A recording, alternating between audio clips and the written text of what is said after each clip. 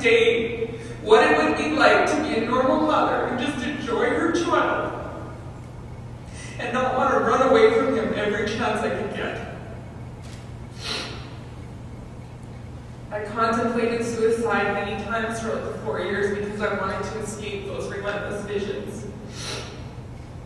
The illness was exhausting for my whole family, including my husband. They tried in vain to pull me out of the fog. And my mother walked the fine balance of empathizing and worrying, but fortunately she would not falter to enable me to be a victim. You see, it was not in her nature. I began to have suicidal thoughts, and instead of obsessions about my son, I began to fantasize about slitting my wrists in the bathtub. I knew I had to head to the hospital emergency as I wasn't safe to be alone.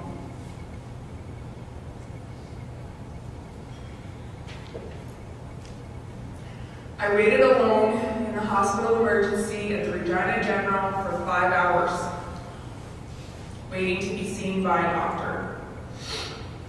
And I thank God for my family and friends, because Tanya that day came to my aid.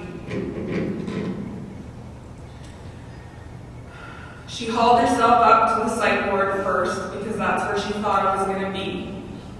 And you have to understand that this was hard for her because the emotions and the memories were still raw for her.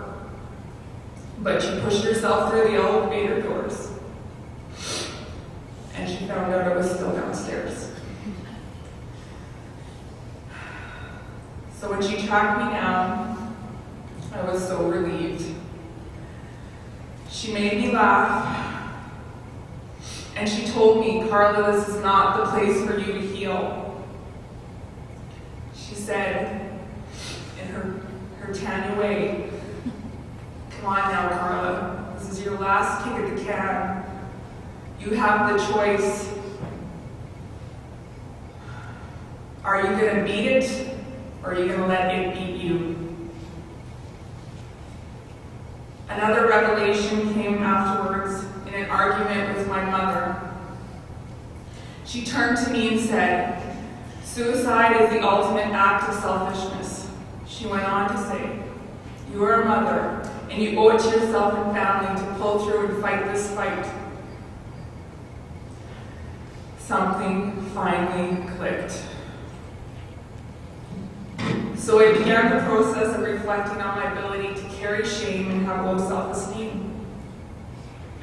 My 4th grade teacher told me, "Carla, you're a worrywart. You're a perfectionist." And I knew that I loved to seek constant approval. I wanted to be the perfect wife, and I wanted to be the perfect mother. And my role in life was to please. I did not value my own strengths, and when I was hit with this defeating illness, it pushed me into an even darker place, that black hole that we sometimes hear about. It's not a fun place to be.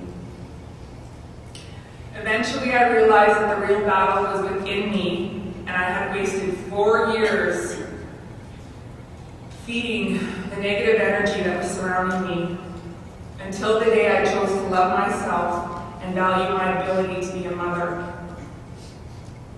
I vowed that I would no longer be a victim to those obsessive thoughts.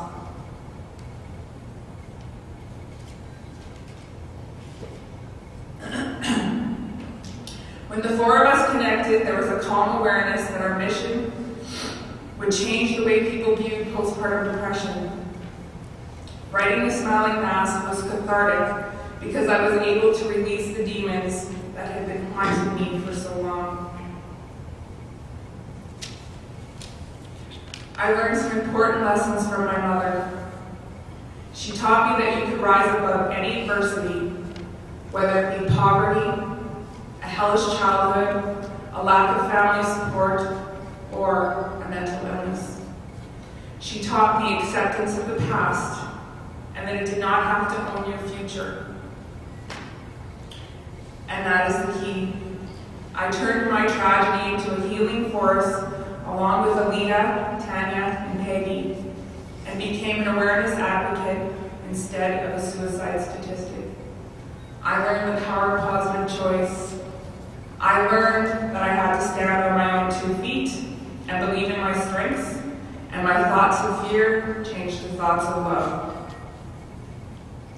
This also coincided with the end of my marriage. My marriage took a beating. My husband became a prisoner to my obsessions, panic attacks, suicide attempts, and overall sadness. In the beginning, he was empathetic and encouraged me to seek help, but our lives were turned upside down. In order to cope with our new normal, he had to sacrifice his own personal needs and place Cameron's first. Because of the nature of my illness, he was put on a constant edge that I would lose control and hurt our son.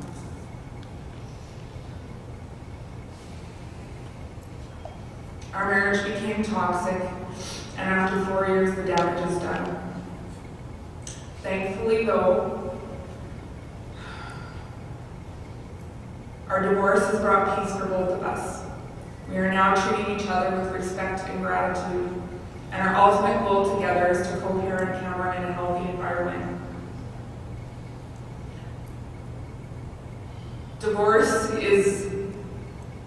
it's your worst fear. When you get married, you think everything will be great forever and ever. And when we decided to get divorced, we sat down and said, we want to do this right. We didn't do the marriage right. We fought in front of our son. There was a lot of negative things going on. But luckily, we've chosen to be adults, and it's going to be good for our son. So, after a 4-year battle with the illness, there were 2 conversations that were burned into my memory. This was when I knew I was on a healing path. After 40 weeks, we had nearly launched the Smiling Mask. And as my mother and I had coffee, she quietly asked me, "Carla, do you know what OCD is?" And I turned and looked at her perplexed and said, "Yes, I've been battling it for 4 years." And where have you been? She turned to me and said, "I think you're obsessed with this book and this mission." The other was with my son, when he turned to me and said, "Mommy, you're beautiful and sparkling." My inner healing was reflecting on the outside. Forgiving myself and following my dream to destroy the mask was the greatest gift I could have given my son.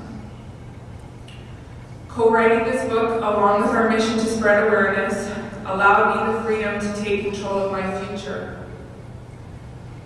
We all here have the power to make change. We hope that this book will raise universal awareness that the human spirit is fragile, and without the touch of human kindness, we are all alone and we all wear the mask. As healthcare providers, our first responsibility is to encourage mothers to come forward when they are struggling. This will only begin when we all believe that reaching out for assistance is not an expression of weakness. I challenge you today to listen, learn, and breathe empathy, and help us destroy the mask. We are grateful for your support. It encourages us to continue our